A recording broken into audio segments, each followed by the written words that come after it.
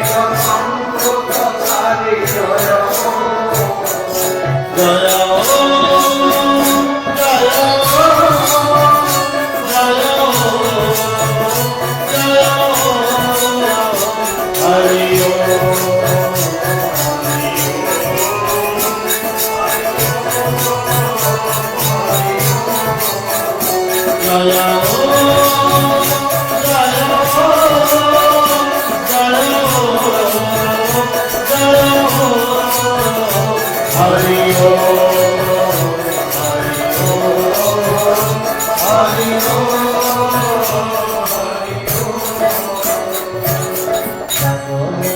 অনন্ত তুমি জানি শিখাই রহে প্রভু এ সংসার সারমর্মে আপনার সংসার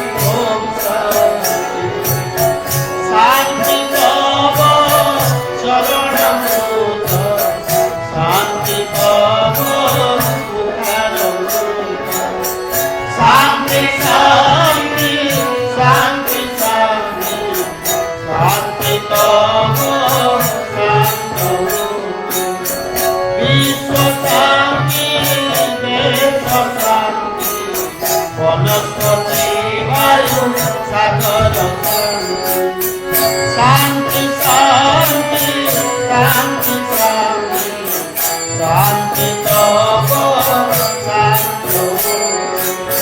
तब महिमा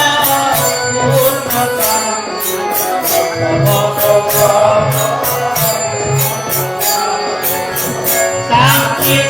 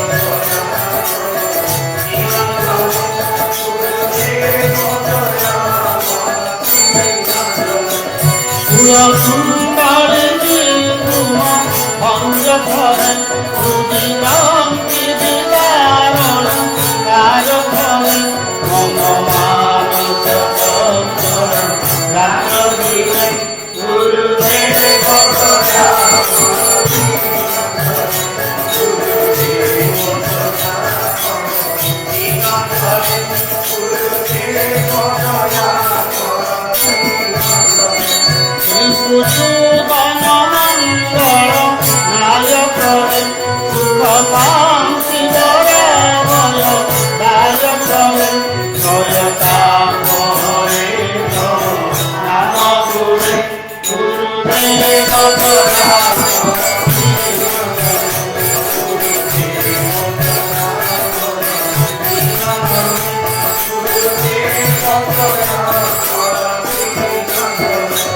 অভিমান প্রভাব বিমল করে গতিহীন জনে তুমি রক্ষ করে গীত সঙ্গীত মন্ত্রিত ভক্তি করে গুরুদেব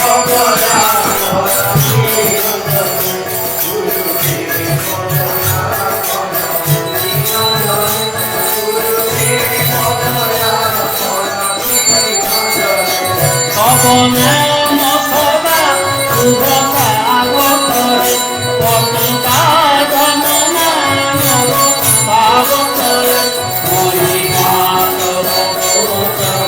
শুদ্ধ মনে গুরুদেব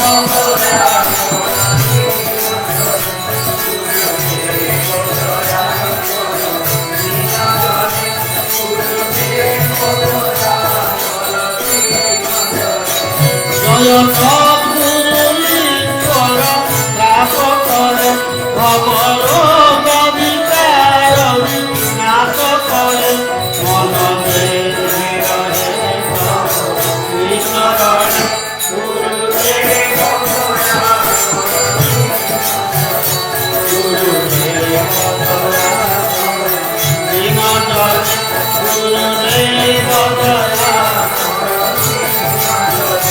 গুরুদেব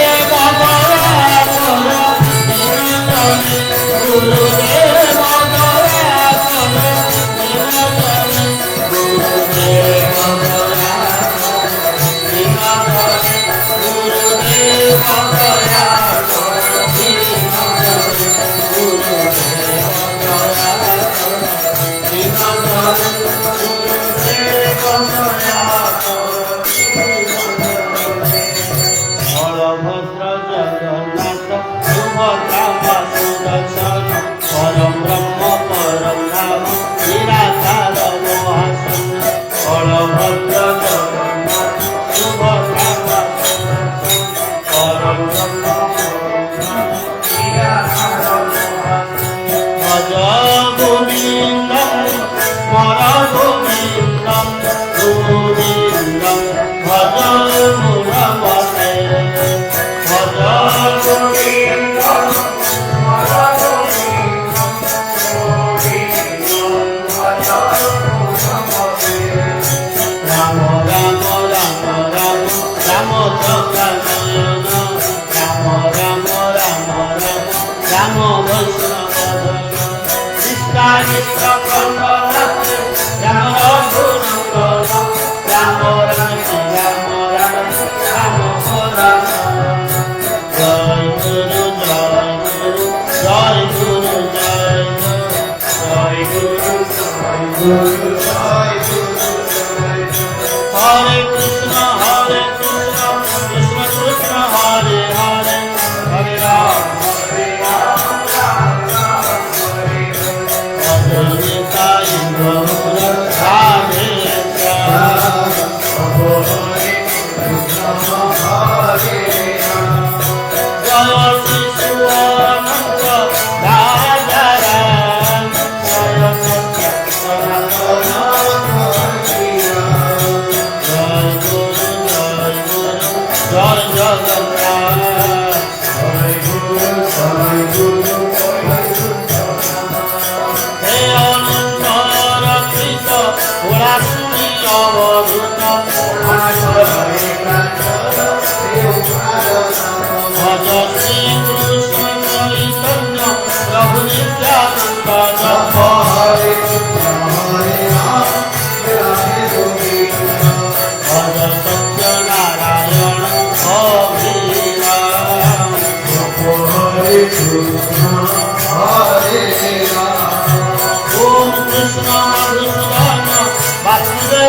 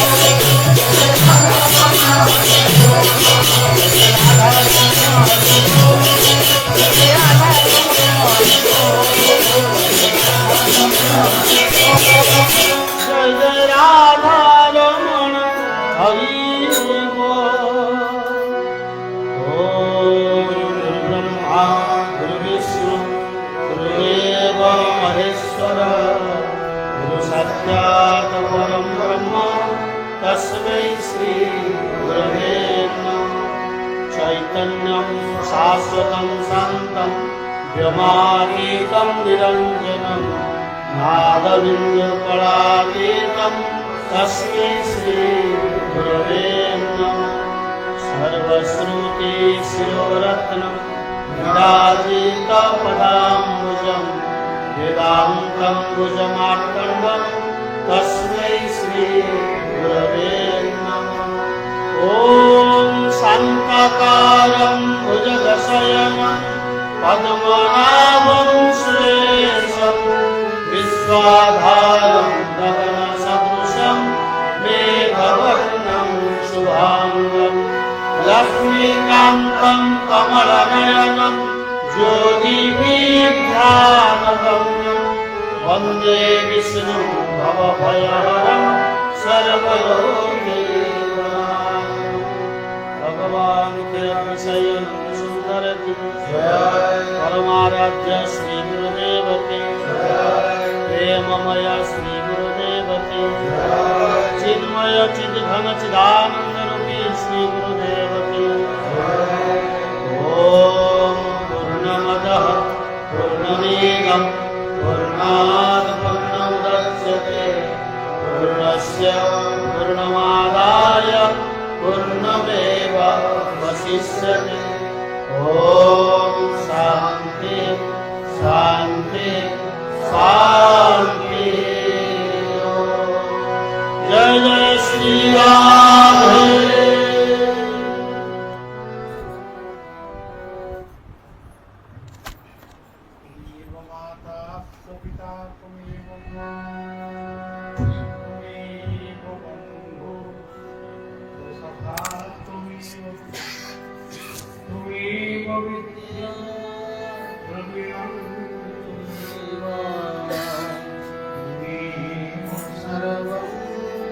मम देव देव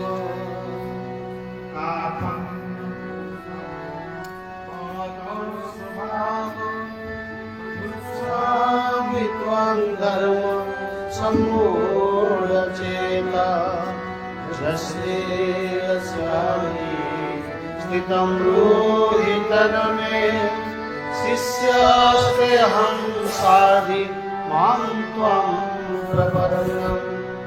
शिष्यस्तेऽहं साधि मां त्वां प्रपन्नम्। शिष्यस्तेऽहं साधि मां নমামি ত্বং প্রপন্নম।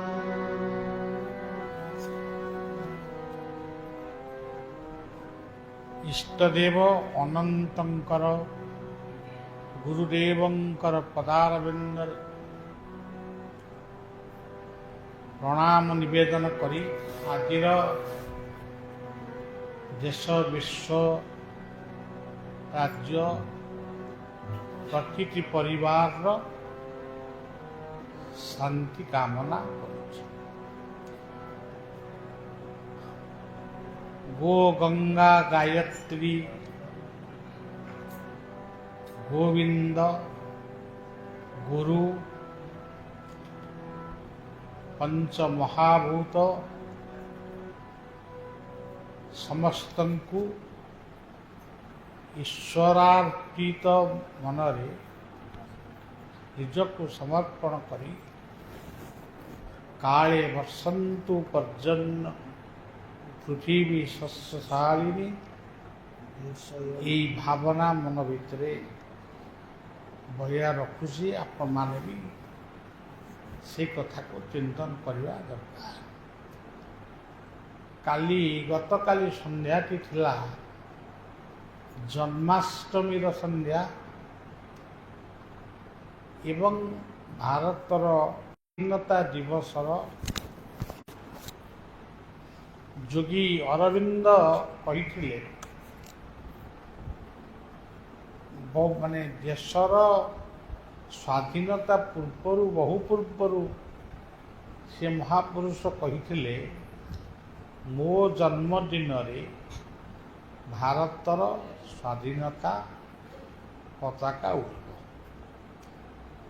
प्रकृत में सिद्ध पुरुष मानकर कथा केतबेले अन्यथा हुएनी। अगस्ट 15 रे भारतर स्वाधीनता दिवस पालन आज पर्यंत भी होउची। अरविंदंकर जो माने डिवोटी बा आश्रित से अरविंदंकर जयंती पालन कर। आज होउची जन्माष्टमी परदिन जहाँ को आम माने कहू वैष्णवीय जन्माष्टमी। वैष्णव माने आज जन्माष्टमी पालन करती किंतु समस्ते कहते आज होची नंदोत्सव। नंदंक घरे आज आनंद उत्सव लगी से कथा को आमे मने पकऊ। भागवत रे ये सब कथा वर्णित अच्छी। से कथा को आमे पढ़िबा, से कथा को बारंबार कहिबा, या द्वारा लोक शुणिबे किंतु अनेकों मनरे अनेक प्रश्नवादी सृष्टि होगा तो स्वाभाविक। आज सकाळे टीवी परदारे नंदोत्सव संबंधरे आमर जगन्नाथंकर श्रीक्षेत्र जेते पर्वपर्वाणी अच्छी तन्मध्यरु भगवान कृष्णंकर पर्वपर्वाणी बहुत अधिक हुए। गम्माझुलन हुए, जन्माष्टमी हुए, ये कालीयदलन भेष हुए, ये अनेक कथा भी रुक्मिणी हरण हुए। आज सकाळे सेमती टीवी टाकू खोलदेला को जड़े जन को पचारुची जड़े सेवक किए कहते सी देवकी वसुदेव कोल भगवान कृष्ण जन्म हेले गोड़ हाथ जो कौन कहते शिंकुली ना कौन से फिटिगला ଫିଟିଗଲା ପରେ କବାଟ ଗୁଡ଼ିକ ସବୁ ଖୋଲିଗଲା, ଦ୍ୱାର ଉନ୍ମୁକ୍ତ ହେଇଗଲା। ତାପରେ ବସୁଦେବ ଯେତେବେଳେ ଯମୁନା କୂଳରେ ପହଞ୍ଚିଲେ, ଯମୁନାଟି ଦୁଇ ଫାଳ ହେଇଗଲା, ତାମାନେ ମଝିରେ ଗୋଟେ ରାସ୍ତା ହେଇଗଲା। ଯେମିତି ଆମର ଗୋଟେ ଖରାଦିନିଆ ରାସ୍ତା ଆଗରୁ ସବୁ ହେଉଥିଲା, ସେମିତି ଗୋଟେ ହେଇଗଲା। କିନ୍ତୁ ବସୁଦେବ ଆନନ୍ଦରେ ଯାଇ ପୁଅକୁ ଦେଇ ଝିଅଟିକି ନେଇକି ଆସିଲେ। ବିଜୁଳି କନ୍ୟା, ବିଜୁଳି କନ୍ୟାଟିକୁ କଂସ ଦେବକୀଙ୍କର ଝିଅ ବୋଲି ଭାବି ତାକୁ ଯେତେବେଳେ ମାରିବାକୁ ବସିଲେ, ସିଏ ଚିତ୍କାର କରି କହିଲେ, ତୁ କ'ଣ ମୋତେ ମାରୁଛୁ? ଆଉ ତତେ ମାରିବା ପାଇଁ ଯେ ଜନ୍ମ ହେଇଛି ସେ ଗୋପରେ ମାରୁଛି। ଏଇଭଳି କଥାଟା ମୁଁ ଶୁଣିବା ପରେ ମୁଁ ଭାବିଲି, ଏମାନେ ପଣ୍ଡିତ ଲୋକ, ଆମେ ଯାହା କହିବା ସମସ୍ତେ ହଁ ମାରିବାକୁ ବାଧ୍ୟ, ସେଭଳି କିଛି କଥା ନାହିଁ। ଆମେ ହଁ ନ ମାରିପାରୁ, ଆମ ମନକୁ ଗଲେ ଆମେ ହଁ ମାରିବୁ ନା। କ୍ଲାସରେ ଯେଉଁମାନେ ଟିକେ ଭଲ ପାଠ ପଢ଼ନ୍ତି ନାହିଁ, ତାଙ୍କୁ ଯାହା କହିଲେ ବି ସେ କହିବ। ଯେଉଁମାନେ ଭଲ ପଢ଼ନ୍ତି ସେମାନେ ବାରମ୍ବାର ଶିକ୍ଷକଙ୍କୁ ପଚାରନ୍ତି, ଜିଜ୍ଞାସା ଦ୍ୱାରା ତାଙ୍କର ପ୍ରଶ୍ନର ଉତ୍ତର ପାଆନ୍ତି। ଆଉ ଯେଉଁମାନେ ତା ଉପରକୁ ଯେଉଁମାନେ ଭଲ ପିଲା ଅଛନ୍ତି, ସେମାନେ ଏକାଥରେ ବୁଝନ୍ତି। ପୁରାଣ ତମାଦି ଦେବ ପୁରୁଷ ପୁରାଣ ସମସ୍ତ ବିଶ୍ୱସ୍ୟ ପରଂ ନିଧାନ। ସିଏ ହେଉଛନ୍ତି ପୁରାଣ ପୁରୁଷ। ଗୀତା ମଧ୍ୟ ସ୍ୱୀକାର କରିଛନ୍ତି। ଆମେ ସନାତନ ଧର୍ମର ଲୋକ, ଆମେ ଆମ ପୁରାଣକୁ ଯଦି ନିନ୍ଦା କରିବା ତାହେଲେ ଆମେ ଧର୍ମଦ୍ରୋହୀ। ଯେମିତି ହିନ୍ଦୁମାନଙ୍କର ପୁରାଣ ଗୁଡ଼ାକ ଏସବୁ ଗଳ୍ପ କହିକିରି, ଏସବୁ ଗଳ୍ପ ଏମିତି କହିକିରି ଅନ୍ୟ ଧର୍ମାବଲମ୍ବୀମାନେ ହିନ୍ଦୁମାନଙ୍କୁ ନିଜ ଧର୍ମ ଆଡ଼କୁ ନେଉଛନ୍ତି। ଆମେ ଥରେ ଯାଉଥିଲୁ, ଗୋଟେ ପ୍ରୋଗ୍ରାମରେ ଯାଉଥିଲୁ, 10-15 ମିନିଟ୍ ପୂର୍ବରୁ ଆମେ ପହଞ୍ଚି ଯିବା କଥା, ଟିକେ ବାଟରେ ଅଟକି ଗଲୁ। ଲୋକ ଗୁଡ଼ିକ ଟିକେ ବ୍ୟସ୍ତ ହେଇ ପଡ଼ିବେ, ଠିକ୍ ଟାଇମରେ ପହଞ୍ଚିବା। ଏଇଟା ହେଉଛି ଦକ୍ଷିଣ ଭାରତର ପାରାଲାଖେମୁଣ୍ଡି। ସେ କିଆ ବୁଦା ପାଖରେ ସବୁ ଲୋକ ବସିଛନ୍ତି। ଆମେ ବି ଗାଡ଼ି ଗୁଡ଼ିକ ଅଟକିଲୁ, କହି କଥାବାର୍ତ୍ତା ଟିକେ ହେଲୁ, ଅଧଘଣ୍ଟା ଖଣ୍ଡ ସମୟ। ସେଇଠି ଆମେ ଜାଣିଲୁ ଯେ ସେ ନିକଟରେ ଜଣେ ଯୁବକ, ସେ ଖ୍ରୀଷ୍ଟ ଧର୍ମ ଗ୍ରହଣ କରିଛି। ସିଏ ଆମରି ସାଙ୍ଗରେ କଥା ହେଉଛି। ଏତିକି ବେଳେ ଯିଏ ହିନ୍ଦୁ, ସିଏ ସାଙ୍ଗେ ସାଙ୍ଗେ କହୁଛି, ଆଜ୍ଞା ଏ ବାବୁ ଆପଣଙ୍କ ସାଙ୍ଗରେ କଥା ହେଉଛି, ତାକୁ ଟିକେ ପଚାରିଲେ ସେ ଯଦି ଏତେ ଜ୍ଞାନୀ, ଏ ହିନ୍ଦୁ ଧର୍ମକୁ ଛାଡ଼ିକିରି ଖ୍ରୀଷ୍ଟ ଧର୍ମ କାହିଁକି ଗ୍ରହଣ କଲା? ପଚାରି, ବାବୁ ତୁମେ ଖ୍ରୀଷ୍ଟ ଧର୍ମ ଗ୍ରହଣ କରିଛ? ଆଜ୍ଞା ହଁ। କିନ୍ତୁ ମୋତେ ହଁଟା କହିକିରି ସିଏ ଲୋକ ସାଙ୍ଗରେ ତାର କଜିଆଟା ଆରମ୍ଭ କରିଦେଲା। ତମର ସେ କହୁ କହୁ କହିଲା, ତମ ଠାକୁର ଗୋଟେ ସ୍ତମ୍ଭରୁ ବାହାରିଲେ, ଖୁଣ୍ଟୁରୁ ବାହାରିଲେ, ଇଏ ସବୁ ତମ ଠାକୁର। ମାନେ 2-3 ଦିନ ପୂର୍ବରୁ ସେ ହିନ୍ଦୁ ଥିଲା, ଏବେ ଗତକାଲି ହେଇଛି ଖ୍ରୀଷ୍ଟିଆନ। ତାକୁ ସେ କ'ଣ ବୁଝେଇ ଦେଇଛି, ସେଇ କଥା କହିଲେ। ବାପକୁ ମାରିବା ପାଇଁ ପୁଣି ପୁଅ କଥାରେ ଠାକୁର ଜନ୍ମ ହେଲେ, ସେ ଧର୍ମରେ ଆମେ ରହିବୁ କାହିଁକି? ଏ କଜିଆକୁ ଶୁଣି ମୁଁ ତାକୁ କହିଲି, ବାବୁ ତମ କଜିଆଟା ଏଇଠି ବନ୍ଦ କର। ମୁଁ ପାରଳାଖେମୁଣ୍ଡି ଜଗନ୍ନାଥ ମନ୍ଦିର ମୋର 3 ଦିନିଆ କଥା ଅଛି। ତମେ କୋଉ ଦିନ ଯିବ କୁହ, ମୁଁ ସେଇଦିନ ପ୍ରହ୍ଲାଦ ନରସିଂହ ହିରଣ୍ୟକଶ୍ୟପ ସମ୍ପର୍କରେ ମୁଁ କହିବି। ତୁମକୁ ଯିଏ ବୁଝେଇଛନ୍ତି ସିଏ ବି ଠିକ ଭାବରେ ବୁଝିନାହାନ୍ତି। ଏମିତି କଥା ହଉ ହଉ ଆଜ୍ଞା ମୁଁ ଯିବି କହିଲା, ଆମର ବି ସମୟ ହେଲା, ଆମେ ଗାଡ଼ି ଧରି ଆସିଲୁ। ମାନେ ମନ ଭିତରେ ଏମିତି ସବୁ ବହୁତ କଥା ଆସେ ଯେ ଆମ କଥାକୁ ଯଦି ଆମେ ସବୁବେଳେ ଏମିତି ଭାବରେ ବୁଝେଇ, ତାହେଲେ କିଛି ଲୋକଙ୍କ ଭିତରେ ସଂଘାତ ସୃଷ୍ଟି ହେବ। ନନ୍ଦ ଶବ୍ଦର କାଲି ବି କହିଥିଲି, ନନ୍ଦ ଶବ୍ଦର ଅର୍ଥ ହେଉଛି ଆନନ୍ଦ।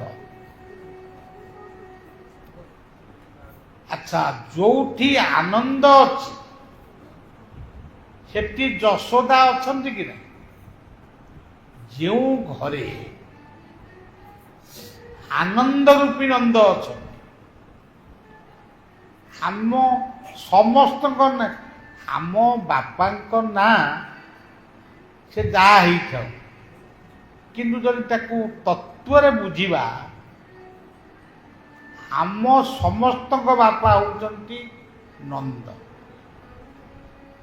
ପ୍ରଜ୍ଞାନଂ ଆନନ୍ଦଂ ବ୍ରହ୍ମ। ଆନନ୍ଦ, ଯେଉଁଠି ଆନନ୍ଦ ଅଛି ସେଠି ନିଶ୍ଚୟ ଯଶୋଦା ଥିବେ। ସବୁ ମା ଯଶୋଦା। ଯଶ ଯୁକ୍ତ ଦୟା ସେମାନେ ହେଉଛନ୍ତି ଯଶୋଦା। ଯେଉଁ ମା ଯଶସ୍ୱୀ, ଯେମିତି ଆମେ କହୁ ସାବିତ୍ରୀ, କେତେବେଳେ ମନ୍ଦୋଦରୀ, କେତେବେଳେ ସତୀ ଅନସୂୟା, କେତେବେଳେ ଅହଲ୍ୟାଙ୍କ କଥା କହୁ, ଆମେ ରାଣୀ ପଦ୍ମିନୀଙ୍କ କଥା କହୁ, ଇତିହାସର କଥା, ଆମ ବାଙ୍କିର ରାଣୀ ସୁକଦେବୀଙ୍କ କଥା କହୁ, ଲକ୍ଷ୍ମୀବାଈ। ତେଣୁ ଆମେ କାହିଁକି କହୁ? ସେମାନେ ଯଶସ୍ୱୀ। ଯଶସ୍ୱୀ ଆମର ଯୋଉ ପଦଟି କୁହାଯାଇଛି, লিভি লিভি আজ জীবন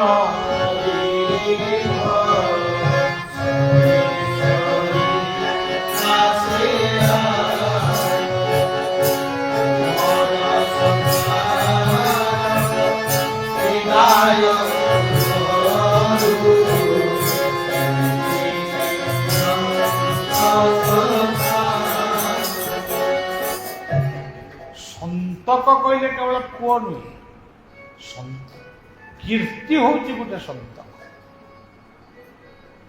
ଦୁନିଆରେ ସବୁ ଚାଲିଯିବ, ଯଶ କୀର୍ତ୍ତି ସଜୀବ, ଇଏ ସବୁବେଳେ ରହିବ। ତେଣୁ ବୁଝିବାକୁ ପଡ଼ିବ, ଗୋଟେ ପାରିବାରିକ ଜୀବନର କଥା ହେଉଛି ଏ ଭାଗବତର ନନ୍ଦୋତ୍ସବ। ଆମ ପରିବାରର କଥାଟାକୁ ସେ କହୁଛନ୍ତି। ଆମେ ତାକୁ ଗୋଟେ ବାହାରେ ବୁଝୁଛୁ, ସେ କୃଷ୍ଣଙ୍କ ମନ୍ଦିର କୋଉଠି, କୃଷ୍ଣ କୋଉଠି ନା ଓ ଯାଇକିରି ବୃନ୍ଦାବନରେ। କେତେ ବାଟ, ଏତେ ବାଟ। ପଇସା ହେଲେ ତ ଆମେ ବୃନ୍ଦାବନ ଯିବୁ, ବୃନ୍ଦାବନ ଯାଇ ଦେଖିବୁ। କାହା ପାଖରେ ପଇସା ନ ହଉଛି, ସେ ଭାବୁଛି ମୁଁ ପାପୀ ଲୋକ, ମୁଁ ଯାଇପାରିଲିନି। ଜଣେ ବ୍ରାହ୍ମଣ, ଗୋଟେ ଛୋଟିଆ କାହାଣୀଟିଏ କହୁ। ଜଣେ ବ୍ରାହ୍ମଣ ଭାଗବତ ପଢ଼ି ଲୋକକୁ ଶୁଣଉଛି। ତା ଭିତରେ କେତେକ ଲୋକ ବହିଛନ୍ତି, ତା ଭିତରେ ଚୋରଟେ ବି ବହିଛି। ସେ ଚୋରଟି ଯେତେବେଳେ ଶୁଣିଲା ये ब्राह्मण पढ़ुचंदी कस्तूरी तिलकं ललाट पटले भक्तस्थले नासाग्रे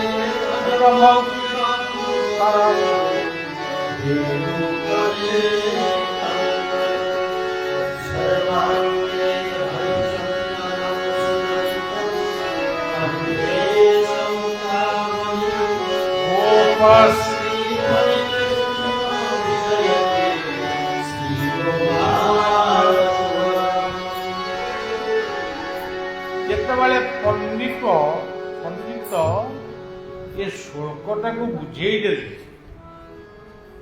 ସମସ୍ତେ ଶୁଣିଲେ ଭକ୍ତିରେ ଇଏ ଚୋରଟା କିନ୍ତୁ ବହୁତ ଆନନ୍ଦ ହେଲା। ମୁଁ ଏତେ ଚୋରି କରିବି କାହିଁକି? ପୋଲିସ ହାତରେ ବନ୍ଧା ହେବି, ପୁଣି ମାଡ଼ ଖାଇବି ନା। ଏଇ ଲୋକଟାକୁ ଧଇଲେ ତାରି ଦେହରେ ଯେତେ ଅଳଙ୍କାର ଅଛି ଯାକୁ ନେଇଗଲେ ମୋ 7 ପୁରୁଷ ଚଳିବ।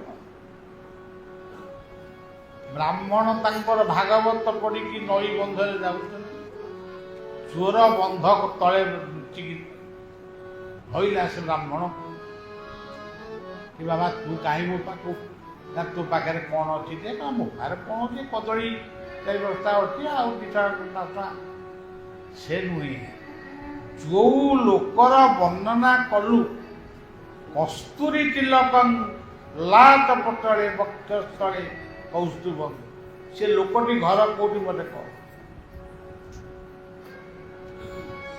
ବ୍ରାହ୍ମଣ କହିଲା ମୁଁ ତ ମନ୍ତ୍ର ପଢୁଛି ଠାକୁରଙ୍କୁ ଆବା, ତାଙ୍କ ଘର କୋଉଠି ମୁଁ କେମିତି କହିବି? ତୁ ଯଦି ଘର ନ କହିବୁ ତତେ ଛୁରୀରେ ତତେ ନା ଏଇଠି ମର୍ଡର କରିଦେବି। ତେଣୁ ସିଏ ଭୟଭୀତ ହେଇକିରି କହି ପକାଇଲା ତାଙ୍କ ଘର ହଉଛି ବୃନ୍ଦାବନ, ଉତ୍ତର ପ୍ରଦେଶର ବୃନ୍ଦାବନ। ଇଏ ଚାଲିଲା ବୃନ୍ଦାବନ, ବ୍ରାହ୍ମଣକୁ ଛାଡ଼ିଦେଲା। ବୃନ୍ଦାବନରେ ଯାଇ କୃଷ୍ଣ କୃଷ୍ଣ ବୋଲି ଯେତେ ଡାକିଲା ସିଏ ଆଉ ଶୁଣିଲେନି। ଯେତେବେଳେ ଭାବିଲା ମୁଁ ପୁଣି ଫେରିବି ଓଡ଼ିଶା ଫେରିକିରି ସେ ବ୍ରାହ୍ମଣକୁ ଆଗ ହତ୍ୟା କରିବି, କାହିଁ ମତେ ମିଛ ଠିକଣାଟା ଦେଲା। ଏଇ କଥା ଯେତେବେଳେ ଭାବିକିରି ମାନେ ରେଳ ଷ୍ଟେସନ ଆଡ଼କୁ ଆଉଛି, ଇଏ ବ୍ରାହ୍ମଣ ଯୋଉ ମନ୍ତ୍ରରେ କୃଷ୍ଣଙ୍କୁ ବର୍ଣ୍ଣନା କରିଥିଲା ସେଇଭଳିଆ ଜଣେ ଯୁବକ ତା ଆଗରେ ଠିଆ ହେଲା। ଇଏ ପଚାରିଲା ତମେ କିଏ? ନା ତୁମେ ଯାହାକୁ ଖୋଜୁଥିଲ ମୁଁ ସେଇ କୃଷ୍ଣ। ଆପଣମାନେ ଭାଗବତର ଗୋଟେ କଥା ବି ଶୁଣିଥିବେ, ଉଦ୍ଧବ କୃଷ୍ଣଙ୍କୁ ଭଜିବୁ ମୁଁ ମଲେ କୃଷ୍ଣଙ୍କୁ ପାଇବୁ। ତାମାନେ ଅହଙ୍କାରଟା ଯେପର୍ଯ୍ୟନ୍ତ ତମ ଭିତରେ ଅଛି ତୁମେ କୌଣସି କୃପା ପାଇପାରିବ ନାହିଁ।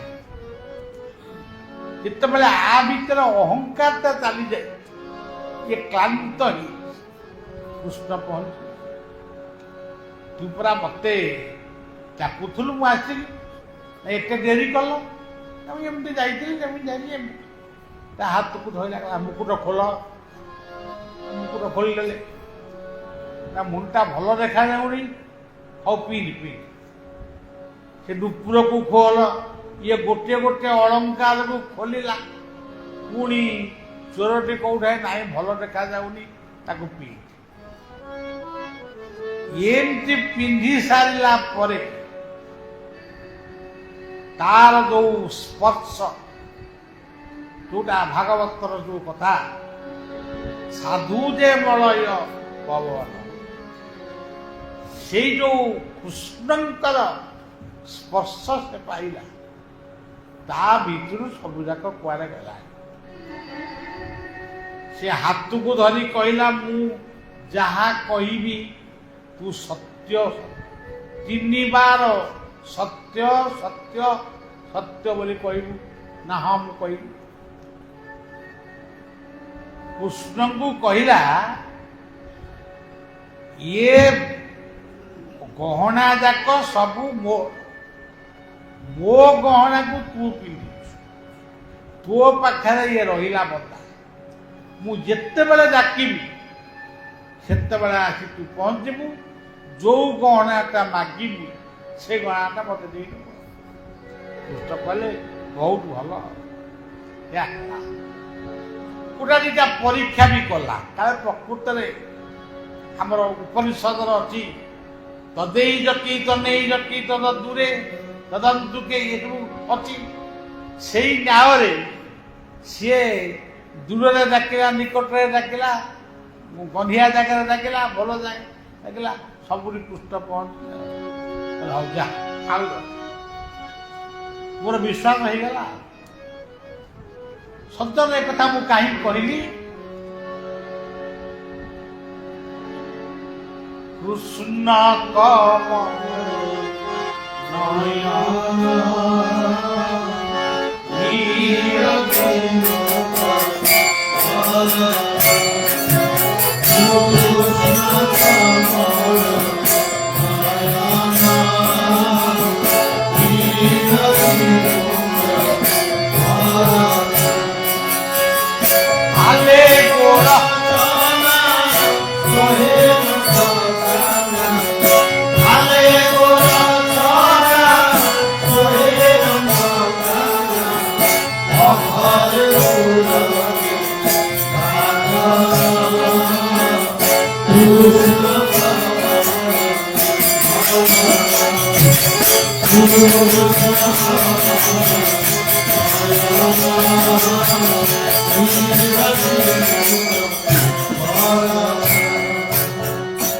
ଆଜି ନନ୍ଦୋତ୍ସବରେ ସେଇ କୃଷ୍ଣଙ୍କ କଥା ଟିକେ ଆମେ ଶୁଣିବା, ମନ ଭିତରେ ତାଙ୍କ କଥା ଚିନ୍ତା କରିବା। ତାଙ୍କର ଏଭଳି ଅବତାରୀ ପୁରୁଷ ବୋଧେ ପୃଥିବୀରେ ଆସିନାହାନ୍ତି। ଆଚ୍ଛା ସଜ୍ଜନ, ଏଇଟା ପ୍ରବଚନ ନୁହେଁ, ଗୋଟେ ସତ୍ସଙ୍ଗ, ଆମର ଗୋଟେ ପାରିବାରିକ ସତ୍ସଙ୍ଗ। ଏତେ କଥା ମୁଁ ବଢ଼େଇ ବଢ଼େଇ କହିବାକୁ ଚାହୁଁନି। ନନ୍ଦୋତ୍ସବ ଏହା ହେଉଛି ଆମ ପରିବାରର କଥା। ଆମ ପରିବାରରେ ଯେତେବେଳେ ଆନନ୍ଦ, ଯଶ ଆଉ ଦୟା, ଇଏ ତିନୋଟି ଯାକ କଥା ଯେତେବେଳେ ପ୍ରତିଟି ପରିବାର ଭିତରେ ପହଞ୍ଚିବ ବା ଆସିବ, ସେତେବେଳେ ସେଇ ପରିବାରଟି ବୈକୁଣ୍ଠ ହେଇଯିବ, ସେଇ ପରିବାର ବୃନ୍ଦାବନ, ସେଇ ପରିବାର ଅଯୋଧ୍ୟା। ଆଚ୍ଛା ସଜ୍ଜନ, ଆପଣମାନେ ଜାଣିଛନ୍ତି, ମୁଁ ତାକୁ ଖାଲି ମନେ, ଦେବକୀ ବସୁଦେବଙ୍କୁ ବାହାଘର କରି ଭଉଣୀକୁ ଭାଇ ଗୋଟେ ରଥରେ ବସେଇକିରି ବାଟୋଇ ଦେବା ପାଇଁ ଯାଉଛି। ତାହେଲେ କଂସ ଦେବକୀ ବସୁଦେବଙ୍କୁ ବହୁତ ଭଲ ପାଉଥିଲା।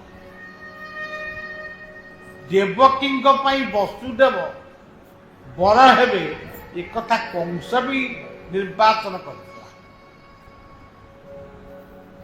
ବାଟରେ ଗୋଟେ ଶବ୍ଦ କାଳେ ଶୁଣିଲା, ତା ଲେଖା ହେଇଛି। ସେ ଶବ୍ଦଟା ହଉଛି, ସେ ବାକ୍ୟଟା ହଉଛି, ତୁ ଯାହାକୁ ଏତେ ଭଲ ପାଇ ତାକୁ ରଥରେ ନଉଛୁ, ତାରି ଅଷ୍ଟମ ଗର୍ଭ ତୋର ଶତ୍ରୁ ହେଇ ଜନ୍ମ। ଆଚ୍ଛା କୁହନ୍ତୁ, ଆମେ ମାନେ ଏଠି ଆଜି ବହିଛୁ, ବଳିଆ ଆଇକି ବସୁଛୁ, ଯଦି ଓଇଖିନା ବି ଗୋଟେ ଶବ୍ଦ ଆସିବ, ଏ ଗେଟ୍ ପାଖରେ ଗୋଟେ କିଏ ବମ୍ ପକେଇ ଆମେ ଏଠି ବସିବା, ଦୌଡ଼ା ଦୌଡ଼ି ହେଇ ମତେ ବି ପେଲିପାଲି ଠିକ କୁଆଡ଼େ ପଳେଇବେ। ତେଣୁ କଂସର ଗୋଟେ ଭୁଲ କ'ଣ? ସେ କ'ଣଟା ଭୁଲ କଲା?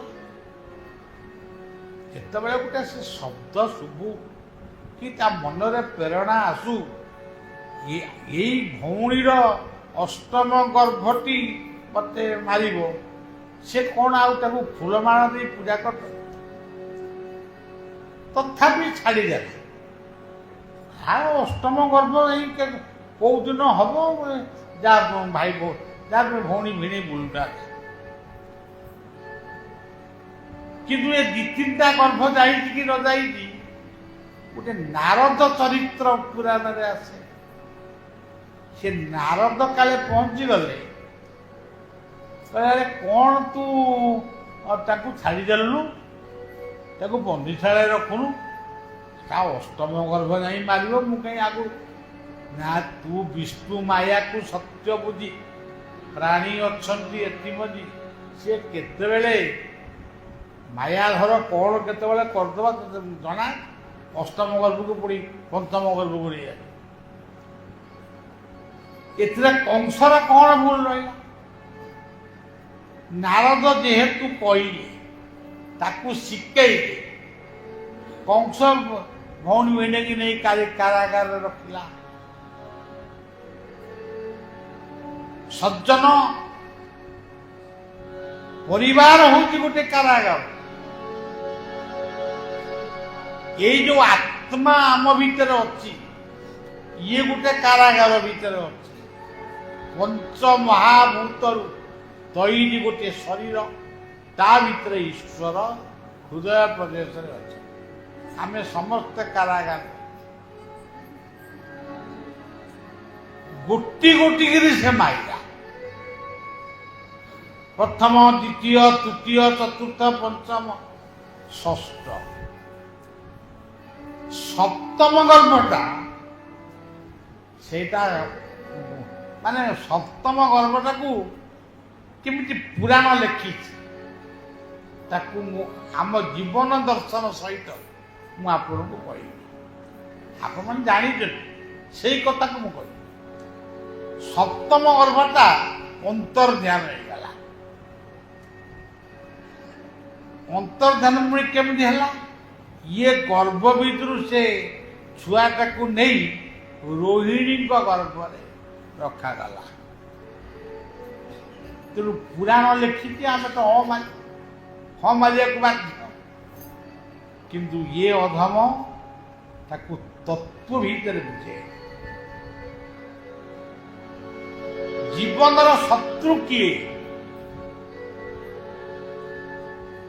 ପ୍ରଥମ ଶତ୍ରୁ ହଉଛି କାମ, ଦ୍ୱିତୀୟ ଶତ୍ରୁ ହଉଛି କ୍ରୋଧ। କାମ, କ୍ରୋଧ, ଲୋଭ, ମୋହ, ତାପରେ ମଦ। ଇଏ ଛଅଟା ଗର୍ଭ, ଦେବକୀଙ୍କର ଛଅଟା ଗର୍ଭ ବୋଲି ଭାବନ୍ତୁନି। ଆମ ଜୀବନ, ପ୍ରତିଟି ଜୀବନ ଭିତରେ ଇଏ ଛଅଟି ଶତ୍ରୁ ଅଛନ୍ତି। ଇଏ ଛଅଟି ଶତ୍ରୁ, କିନ୍ତୁ ଏଇ ଛଅଟି ହଉଛନ୍ତି ଜୀବନ ଦର୍ଶନର ସର୍ବଶ୍ରେଷ୍ଠ ମିତ୍ର।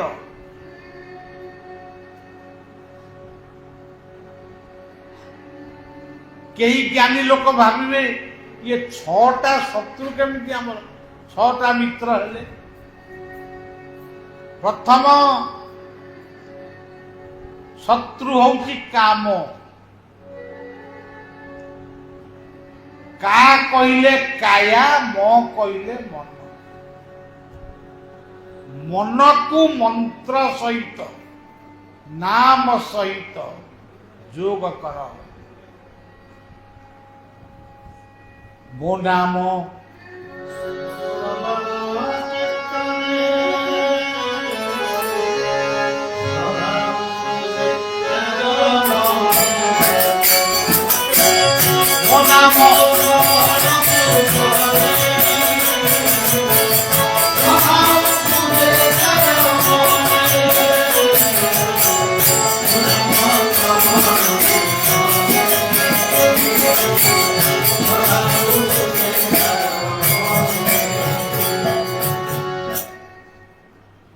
ମନରେ ଯଦି ସଦା ରଖିବ, ଶ୍ରଦ୍ଧାବାନ ଲଭତେ ଜ୍ଞାନ।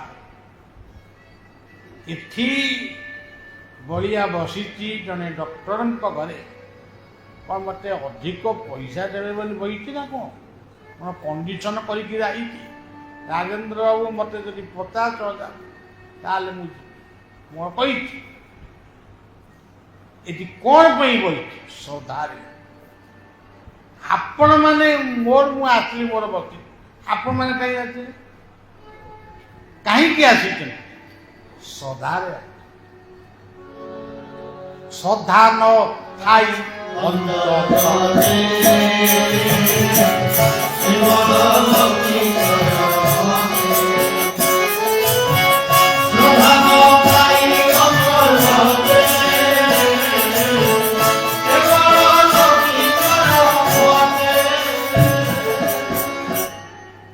ଶ୍ରଦ୍ଧା ଯୋଉଠି ବନ୍ଧା ସେ ସମସ୍ତେ।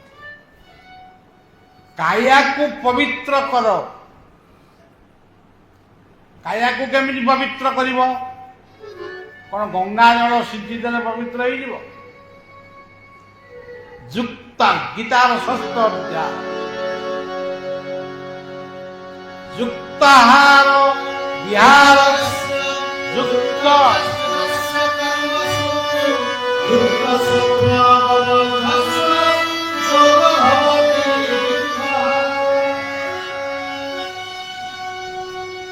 ଠିକ ସମୟରେ ଶଯ୍ୟା ତ୍ୟାଗ କର।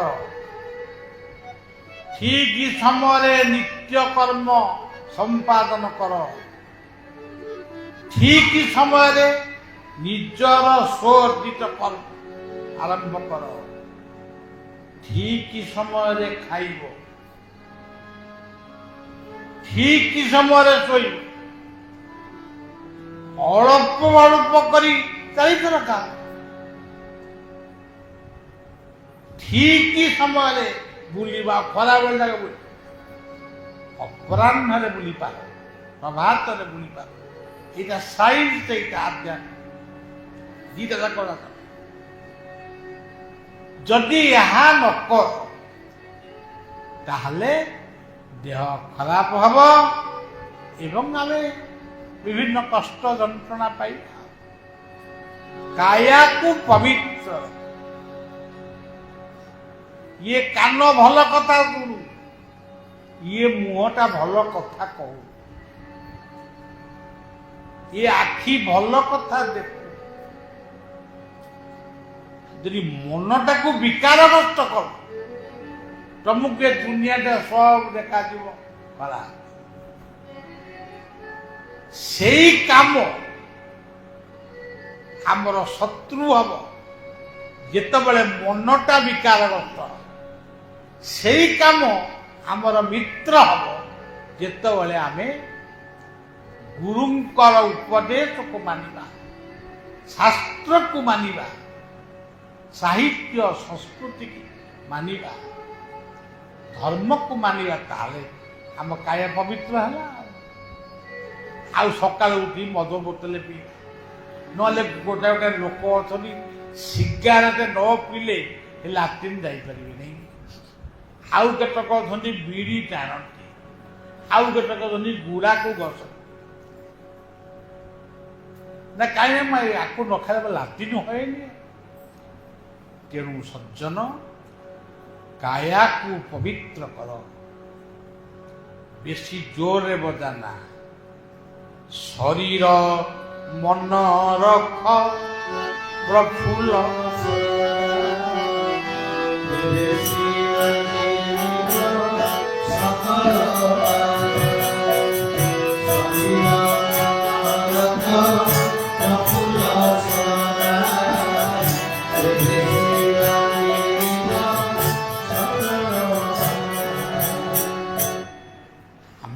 ଦିନେ ମରିବୁ, କିଏ ଜାଣିନି କି?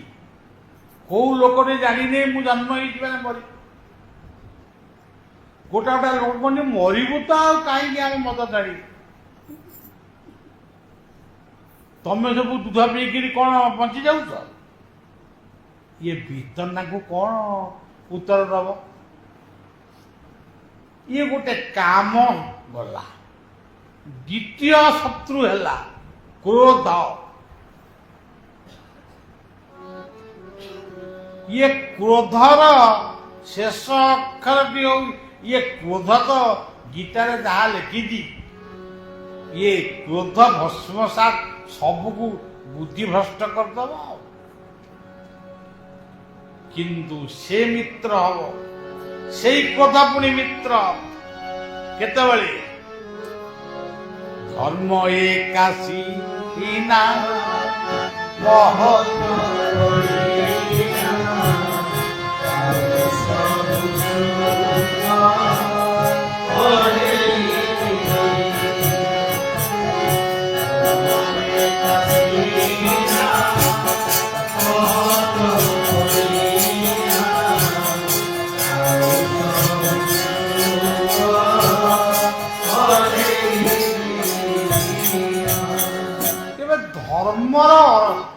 ଧର୍ମର ଅର୍ଥ କଣ? ଧର୍ମର ଅର୍ଥ ତ ବହୁତ ଅଛି, ଏତେ କଥା ଆମେ କହିବାନି। ସତ୍ୟ କୁହ, ସତ୍ସଙ୍ଗ କର, ସତ୍ କର୍ମ କର, ସେବା କର, ଯାହା ପାଉଛ ଶାନ୍ତିରେ ଶାନ୍ତି ହୁଅ। ବେଶୀ ପାଇବା ପାଇଁ ଲମ୍ପଟ ହୁଅ ନା। ଜୀବ ପ୍ରତି ଦୟା ରଖ। ଜୀବ ପ୍ରତି ଦୟା ରଖ। ଜୀବରେ ଯାର ଦୟା ନାହିଁ, ଉଦ୍ଧବ ଚାଣ୍ଡାଳ। କ୍ଷମା, ଦଣ୍ଡ ଦେଇ କେ ଦୁନିଆରେ ବଡ଼ ହୁଏ ନା। ଦଣ୍ଡ ଦେବ ସେତିକି ବେଳେ ତାକୁ ଥରେ ଦିଥର ଟିକେ କ୍ଷମା ଦିଅ, ଆଉ ଏକାଥରେ ବଡ଼। ମହାପ୍ରଭୁ ଚୈତନ୍ୟ ପ୍ରତାପ ରୁଦ୍ରଦେବଙ୍କୁ ପଚାରିଲେ, ହେ ରାଜନ, ମୁଁ ଗୋଟିଏ ଭିକ୍ଷା ନେବା ପାଇଁ ଆଜି। ପ୍ରତାପ ରୁଦ୍ରଦେବ କହିଲେ, ଆପଣଙ୍କୁ ମୁଁ କି ଭିକ୍ଷା ଦେବି?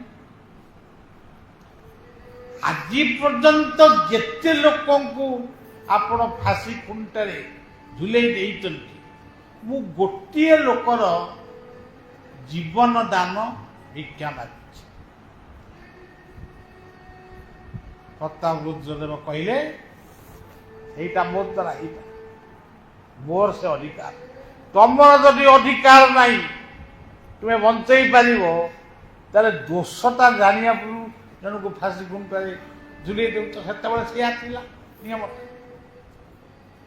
ସେଇଠୁ ପ୍ରତାପ ରୁଦ୍ରଦେବ ମହାପ୍ରଭୁ ଚୈତନ୍ୟଙ୍କର ଶରଣାପନ୍ନ ହେଲେ। ଆଜି ବି ଅନେକ ଐତିହାସିକ ମତ ଦିଅନ୍ତି, ମହାପ୍ରଭୁ ଚୈତନ୍ୟ କାଳେ ଓଡ଼ିଶାକୁ ପଙ୍ଗୁ କଲେ। ପ୍ରକୃତରେ ସେଇଆ। ଇଏ ସବୁ କହୁଛନ୍ତି, କୁହନ୍ତୁ। ତେବେ ଯାହା ହଉ, କ୍ରୋଧ ସେତିକି ବେଳେ ମିତ୍ର ହବ। ଦାୟିତ୍ୱକୁ ଧାରଣ କର, ଦାୟିତ୍ୱକୁ ବହନ କର। ତୁମକୁ ଯାହା ଦିଆହେଇ ତାକୁ ପାଳନ କର। ଧାରୟତି ଇତି ଧର୍ମ, ପାଳୟତି ଇତି ଧର୍ମ। କେଉଁଥିରେ ଧାରଣ କରିବ, କେଉଁଥିରେ କର୍ତ୍ତବ୍ୟ କରି ପାଳନ କରିବ। ତେଣୁ ତା ନାଁ ହେଉଛି କ୍ରୋଧ। ଇଏ ଦ୍ୱିତୀୟ ଶତ୍ରୁ। କାମ କ୍ରୋଧ ପରେ ତୃତୀୟ ଶତ୍ରୁ ହେଲା ଲୋ ଆଉ ଭକ୍ତିକୁ ଠାରେ ଦୁର୍ବାସ।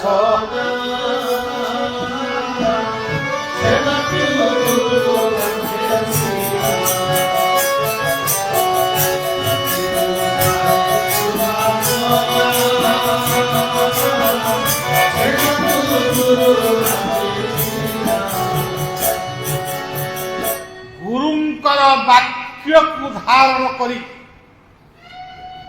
ତୁମ ଭିତରେ ଥିବା ସମସ୍ତ ଆବର୍ଜନାକୁ ତୁମେ ଛେଦନ କର। ଦମ୍ଭୋଦର୍ପ ବିମାନ କ୍ରୋଧ ପାରୁଷ ଆକୁ ସବୁ ଛେଦନ କର। ଲୟ ରଖ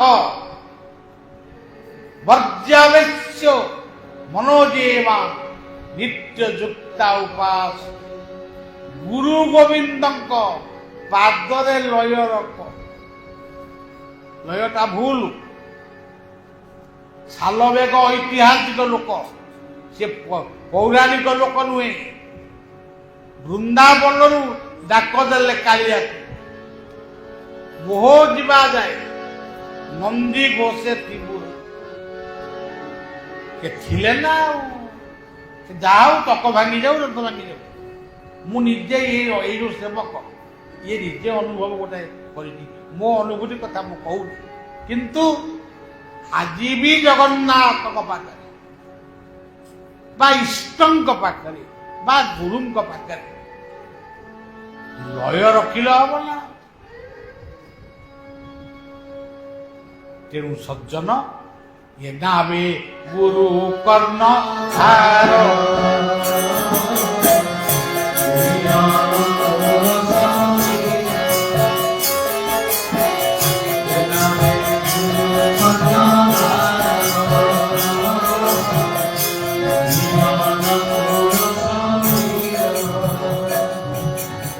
କାମ କ୍ରୋଧ ଲୋଭ ଆକୁ ଆଲୋଚନା କଲେ ଆହୁରି ସମୟ ଯିବ। ମୁଁ ଏତେ କଥା କହୁନି।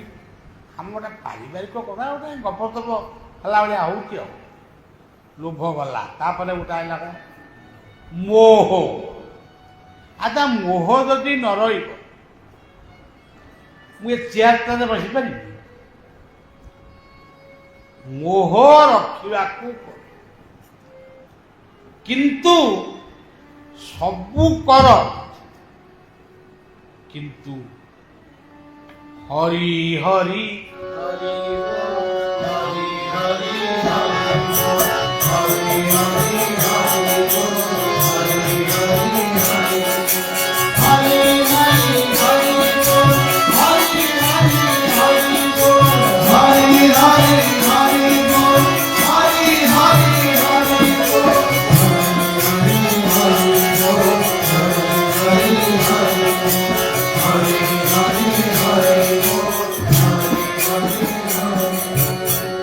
ହରି କହିଲେ ନରସିଂହ ନର, ହରି କହିଲେ ହନୁମାନ ରାମ, ହରି କହିଲେ ସର୍ପ ଅନନ୍ତ ସର୍ପ। ତେଣୁ ଇଏ ହରିକି ଧରିବାକୁ ପଡିବ। ହରି କହିଲେ ଗୌର ହରି ହରି।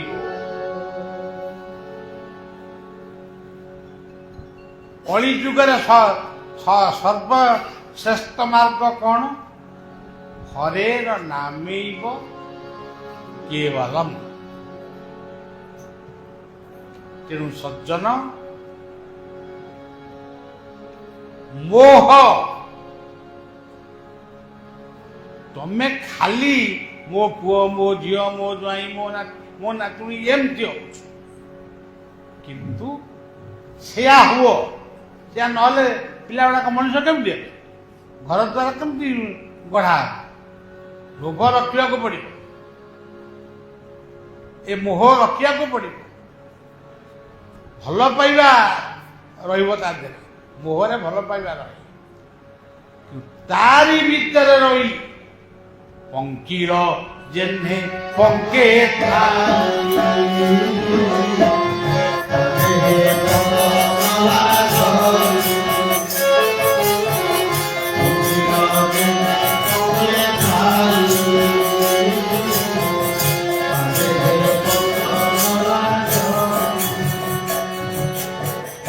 ଆମେ ଘର କରିଛୁ, ଫ୍ରିଜ ଅଛି, ଟିଭି ଅଛି, ଆମ ପାଖରେ ସବୁ ଅଛି। ଏଠି କାହିଁ ଆପଣମାନେ ବସିଛନ୍ତି? ଏଇ ଯୋଉ ସମୟ କ୍ଷଣମପି ସଜ୍ଜନ ସନ୍ମତି ରେଖା ଭବତି ଭବାନ୍ନବ ତରଣୀ। ଆମେ ଆଜି ଅଗଷ୍ଟ 16ରେ ଅମୁକ ଜାଗାରେ ଆମେ ବସି ସତ୍ସଙ୍ଗ କରୁଥିଲୁ। ଏଇଟା ବର୍ତ୍ତମାନ ଆପଣ କାଲିକି ଭୁଲିଯିବେ, କିନ୍ତୁ ସେ ଅଦୃଶ୍ୟ ପୁରୁଷ, ସେ ନିରାକାରଙ୍କ ପାଖକୁ ଆମ ଖବର ପାଇ ପହଞ୍ଚିଗଲାଣି। ତାଙ୍କ ଡାଏରୀରେ ଲେଖା ହେଲା ଆପଣମାନେ ସତ୍ସଙ୍ଗ କରୁଥିଲେ। ଏଇ ସ୍ୱୀକୃତକୁ ନେଇ ପୁଣି ପରଜନ୍ମରେ ଆପଣ ଭୋଗ କରିବେ। ମୋର ମାନସ ଗୁରୁ କହିଲେ ପାଇବା ପୂର୍ବେ ଯେହୁ କରି ଥାଇ ସ୍ୱୀକୃତ, କେଶବ କାର୍ଯ୍ୟ ଲାଗେ ତାର। ଭାଗବତ କହିଲେ ପୂର୍ବ ଅର୍ଜିତ କର୍ମ ଯାଚି ମୁଁ ଦେଉଥାଏ। ଆପଣମାନେ ଯଦି ସତ୍ସଙ୍ଗ କରୁଛନ୍ତି, ରାମଚରିତ୍ର ମାନସରେ ତୁଳସୀ କହିଲେ ବିନୁ ସତ୍ସଙ୍ଗ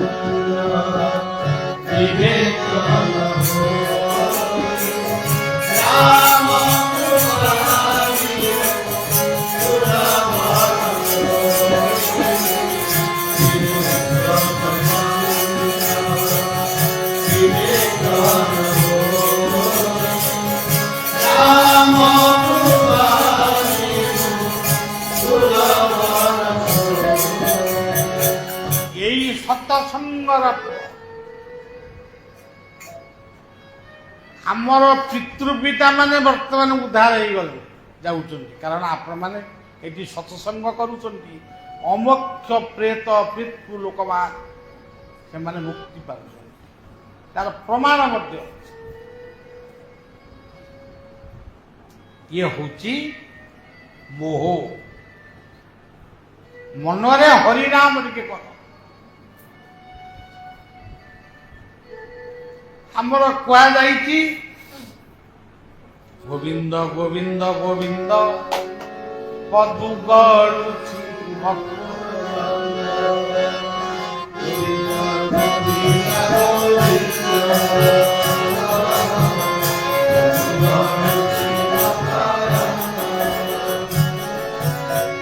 ସେ ମକ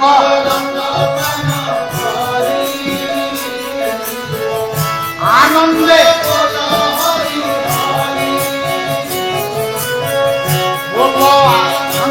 হরি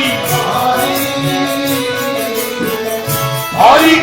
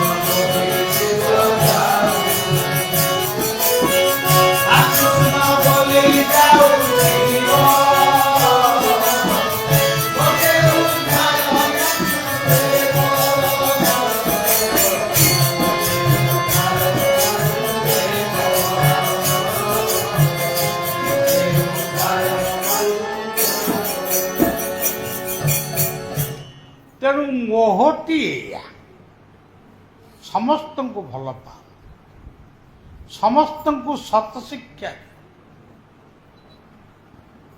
ରୋଗକୁ ଘୃଣା କରିପାର, କିନ୍ତୁ ରୋଗୀକି ନୁହଁ, ରୋଗୀର ସେବା କର। ତେଣୁ ସଜ୍ଜନ, ଇଏ କଂସ 6ଟି ସନ୍ତାନକୁ କାଳେ ମାଇଲା, କିନ୍ତୁ ଆମ ଭିତରେ ଯୋଉ ଜୀବନ କଂସ, ଇଏ 6ଟିକି ମାଇଲା। ଆଉ କାମ, କ୍ରୋଧ, ଲୋଭ, ମୋହ, ତାପରେ ମଦ। ମଦ କଲେ ଇଏ ବିୟର ଫିୟର ନୁହଁ, ଇଏ ଯୋଉ ହୁସ୍କି ଫୁସ୍କି ଏସବୁ ଫରେନ୍ ଲିକର, ମଦ କହିଲେ ଅହଙ୍କାର। ଏଇ ଯୋଉ 6ଟି ଯେତେବେଳେ ଆମ ଭିତରୁ ଚାଲିଯିବ, ସପ୍ତମ ଗର୍ଭଟା ଅନ୍ତର୍ଧାନ, ସିଏ ଆଉ ରହିବନି। କହ ନାରେ ବାବା ଏଠି ଆଉ ରହିହବନି, ତାର ପଳେଇବା। ଅହଙ୍କାର ବଳନ୍ଦର ବିମୁଚ୍ୟ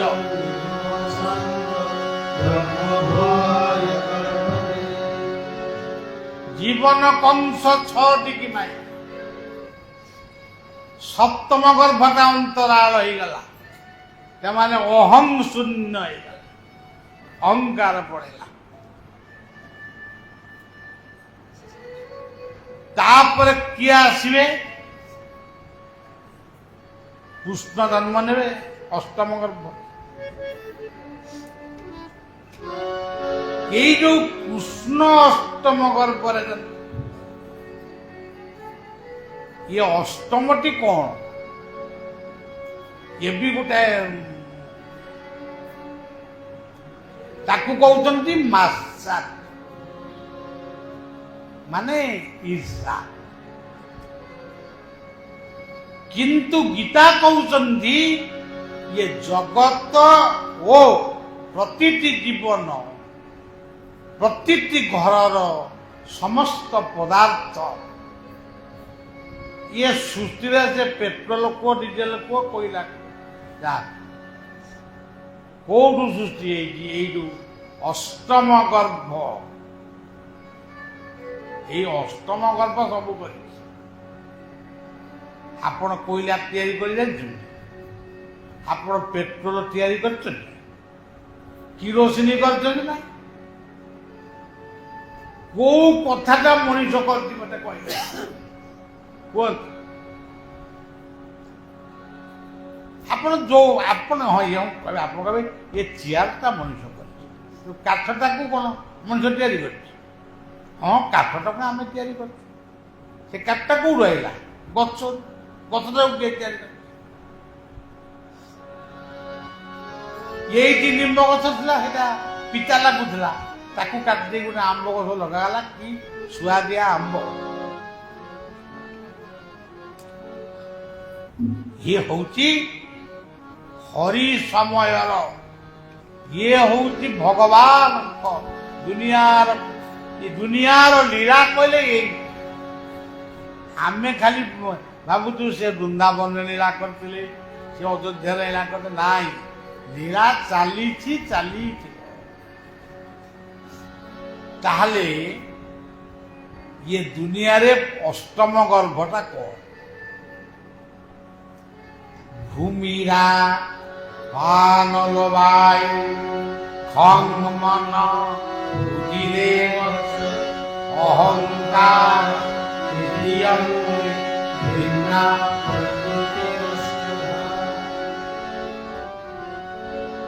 ଏଇ 8ରେ ତ ସବୁ ତିଆରି ହେଇଛି। ଏ ଯୋଉ ଘର ତିଆରି ହେଇଛି, ଫ୍ୟାନ ବୁଲୁଛି, ସବୁ ଏଇ 8। ମଣିଷ ଗୁଡ଼ିକ ଚନ୍ଦ୍ରମଣ୍ଡଳରୁ ଆଇଲେ, ପୁଣି କଣ ଏବେ କୁଆଡେ ଯାଇଥିଲେ, ପୁଣି ଆଇଲେ। ଇଏ ସବୁ ଏଇ 8 ଭିତରେ ଅଛି। ଆମେରିକାର ବିଜ୍ଞାନ ଅଛି, ରଷିଆର ଅଛି, ଚୀନର ଅଛି, ଜାପାନର ଅଛି, ଭାରତର ଅଛି, ସମସ୍ତଙ୍କର ଅଛି। 1ରେ ଭୂମି, 2ରେ ଜଳ, 3ରେ ଅଗ୍ନି, ଭୂମିରା ପାନ, 4ରେ ପବନ, 5ରେ ଆକାଶ, ଗ୍ରହ ତାରା ନକ୍ଷତ୍ର। ତାପରେ ଭୂମିରା ପାନର ବାୟୁ ଖମ୍, ତାପରେ ମନ। ଆମ ଭିତରେ ମନ ନହେଲେ କଣ ଏତେ କଥା ହବ? ମନ। ତାପରେ ହଉଛି ବୁଦ୍ଧି, ତାପରେ ହଉଛି ଆତ୍ମା। ହେ ମଣିଷ, ତମେ ଏତେ ଅହଙ୍କାର କରୁଛ, ମୁଁ ସବୁ ସୃଷ୍ଟି କରୁଛି, ତମେ ଖାଲି ମିଥ୍ୟାରେ ନାଁ ନଉଛ। ତମେ ପରଧନରେ ମଙ୍ଗଳବାର କରୁଛ। ପରଧନ କହିଲେ ପରମାତ୍ମା କର। ଆଚ୍ଛା, ଇଏ 8ଟି ଆପଣମାନେ ଭାବିକିରି କହିବେ। ଏଠି ତ ଏଇ ବାଲେଶ୍ୱରର ସ୍ୱର ଅଞ୍ଚଳ ଶିକ୍ଷାବିତ୍ ମାନେ ସମସ୍ତେ, ସବୁ ପ୍ରକାର ଲୋକ ଏଠି ବସିଛନ୍ତି। ଇ ଆଠ ପରେ ଆଉ କଣଟା ଅଛି ଯେ ମଣିଷଟାକୁ ତିଆରି କରିଛି? ଅମ୍ଳଜାନ ତିଆରି କରିଛି କିଏ? ଗଛ ଲଗେଇଛ ତମେ, ଗଛରୁ ଅମ୍ଳଜାନ ତିଆରି କଲା କିଏ?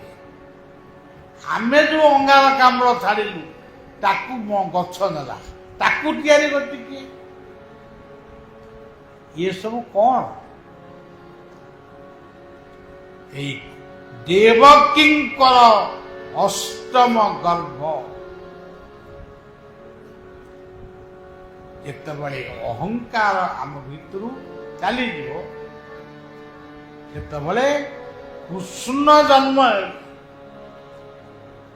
ସିଏ କୃଷ୍ଣ ପୁଣି କଂସକୁ ବଦ୍ଧ କାଳେ କଲେ, ବିଲକୁଲ ମିଛ ହେଇପାରେ, ମୁଁ ଜାଣିନି। ଏଇ ଟିଭିରେ ଦେଖୁଛି କଣ ବଦ୍ଧ କଲେ, କିନ୍ତୁ ବିଶ୍ୱରୂପ ଦେଖିଲା। କୃଷ୍ଣ ବଳରାମ ଦି ଭାଇ ଠିଆ ହେଇଗଲେ କଂସ ପାଖରେ। ଇଏ ଜଗେଇଥିଲା ଅଷ୍ଟମଲ୍ଲ, କୁବଳୟା ହାତୀ। ଇଏ ସମସ୍ତଙ୍କୁ ମାରିକି ଚନ୍ଦ୍ରଶେଖର ଥିଲେ, ତାକୁ ପଚାରିଥାନ୍ତି କଣ କେଡ଼େ ବଡ଼ ଗାୟକ ହେଲାଣି କାଳେ ସବୁଆଡ଼େ, ଆଜି ତାର ପାଲା ପଳେଇଲା। ପାଲାରେ ସବୁ ଗାଇକି ଲୋକଙ୍କୁ ସବୁ ବହୁତ ପୁରାଣ ଶୁଣଉଛ, ଇଏ କଥା ଶୁଣିବା ଦରକାର ଏବଂ ଶୁଣେଇବା ଦରକାର। ତେଣୁ ଦି ଭାଇ ଯାକ ଠିଆ ହେଇଗଲେ। ଗୀତାର ସେଇ ଶ୍ଲୋକ ପଢ, ଅନେକ ବାହୁ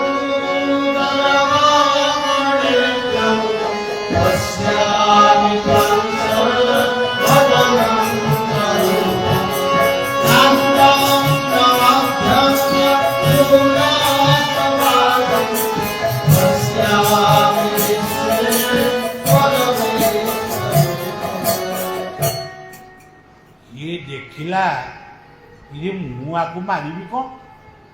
ଆର କଣ ଦୁଆରେ ଦେଖା ବେଳକୁ ସର୍ବତ ପାଣି ପାବା ସର୍ବତ ଖିଜିର ସର୍ବତ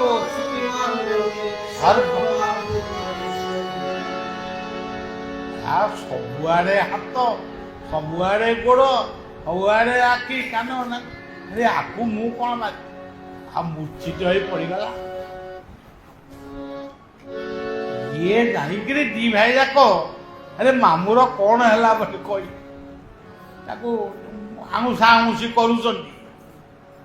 ସେତିକି ବେଳେ କଂସର ଜୀବନ ଦୀପ ତା ଭଳିଆ ଭାଗ୍ୟବାନ ଲୋକ କିଏ ହେଇପାରିବ? ମୁଁ ଆଗେ କହୁଛି, ମୁଁ ଆଗେ ହେଇପାରିବି କି ନାହିଁ ସନ୍ଦେହ।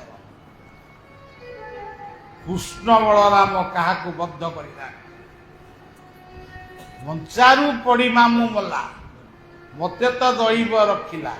ଇଏ ସବୁ ପରବର୍ତ୍ତୀ ସମୟର କଥା। ମୋ ମାମୁଁର କଣ ହେଲା?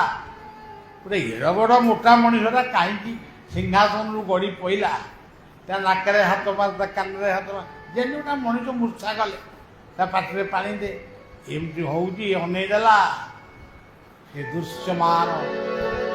ଇଏ କୃଷ୍ଣ ବଳରାମ ନୁହନ୍ତି, ଇଏ ହଉଛନ୍ତି ସେଇ ପରମାତ୍ମାଙ୍କର ଧବଳ ଜ୍ୟୋତି ଆଉ ନୀଳ ଜ୍ୟୋତି। ମିଶିଗଲା ତଥା ଜୀବାତ୍ମା ବିଶ୍ୱଗ୍ରାସୀ। ଏଇ ବାଲେଶ୍ୱର କବିରେ। ତେଣୁ ସଜ୍ଜନ, କଂସ ଭଳି ଭାଗ୍ୟବାନ ଲୋକ କେହି ନାହାନ୍ତି। ଆମେ ସବୁବେଳେ ନେଗେଟିଭ ଅର୍ଥରେ ସବୁ ଗୁଡାକ ନେଇକିରି, ସେ ରାବଣ ଭୁଲ, କଂସ ଭୁଲ, ଆମେ ସବୁ ଠିକ। ହଉ ସଜ୍ଜନ, କଂସ ବଧ ହେଇଗଲାଣି, ଆଉ ନନ୍ଦ ଉତ୍ସବ କଣ? ତୁ ନନ୍ଦ ଉତ୍ସବ ସାରା ସରିଲାଣି କୋଉ ଦିନଠୁ। ତେଣୁ ସଜ୍ଜନ କଥାକୁ ଏଇଠି ରଖିବା।